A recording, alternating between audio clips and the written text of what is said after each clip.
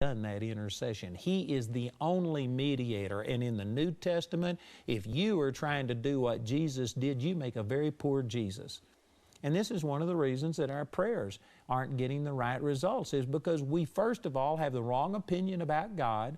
We think He's still angry, that His wrath hasn't been satisfied, and that somehow or another we have to do something to appease this angry God. I'm telling you, Jesus did that. God is not angry. God is for you. Many people who are intercessors, in a sense, have it like God has got His arms folded like this, and He's saying, nope, you're too ungodly. What makes you think I'll move? We're begging for revival. Oh, God, please pour out your Spirit. And God's saying, nope, until you get 100,000 people to intercede, until you have 24-hour prayer, until you do this, this, this. And we have to do something to somehow or another get God to move. I'm telling you, that's not an accurate description of God. It would be more accurate that God's got His arms out through Jesus. His wrath has been satisfied. He wants to bless America, whatever nation you're living in. He wants to bless you more than you want to be blessed. He wants to heal people more than you want them to be healed. He wants to save people more than you want them to be saved. And yet, the intercessors, the way it's presented today, we actually think that God, if it wasn't for us and our great intercession, God would just let the world go to hell. God would let people suffer and die. We are pleading with God. And I know many of you would never say things like that, but that is the attitude. You know, when I first got really turned on to the Lord, and let me just once again say that everything I'm teaching against, I have done. I have prayed that way because I believe that this is a common mistake that most people make. And God loved me, and I loved God. And I had a good relationship with God. It's not like God hated me. I'm not saying that God hates you if you are guilty of any of the things that I'm countering. But I am saying that I didn't get near as many of my prayers answered. Now I am seeing much more effective prayer. I've seen my son raised from the dead, my wife raised from the dead. I've seen blind eyes open, deaf ears open. I see God supply my needs. I'm having peace and joy and victory in my life that I didn't used to have.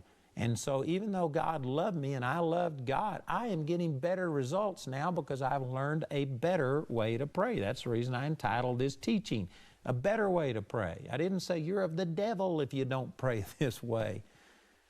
I know that many people, this is strange what I'm saying to you, but I'm telling you, look at your prayer lives. How's it working? How do you get prayers answered? Are you seeing total victory in this area? And the vast majority of people would have to say, well, no, I'm not. Well, then you need to consider there is a better way to pray. And when I first got started, I was guilty of doing some of these things I'm preaching against. And I was interceding for the city of Arlington, Texas. That's where I lived. And I mean, I pled with God. I started all-night prayer meetings. We were praying for revival. We would just pray. I would pray at the top of my lungs. I'd walk and pray. And I remember one time praying and saying, oh God, if you love the people in Arlington, Texas, half as much as I love them, we would have revival. And as soon as I said that, my lightning fast mind realized there had to be something wrong with this theology. I was wrong someplace, but that's what I was feeling. I was pleading, oh God, please don't pour out your wrath. Oh, please have mercy. Please move. And that's the way that the vast majority of intercessors are. They just think that there is an angry God about to destroy people. He won't move. He won't do anything unless we plead with Him. You are absolutely missing what Jesus has already done. You think that Jesus didn't do enough, or you don't even realize what Jesus did, and if it wasn't for your intercession, God wouldn't move. That is anti-Christ. That is against Christ. That is not glorifying and esteeming what Jesus did. You think that you have to add to what Jesus has done. Jesus plus anything equals nothing, but Jesus plus nothing except faith in what He's done equals everything.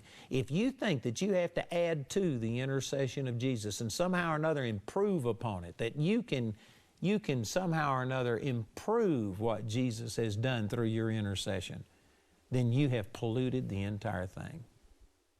These are some radical statements. But it is absolutely true. And I'm telling you, I went through this in my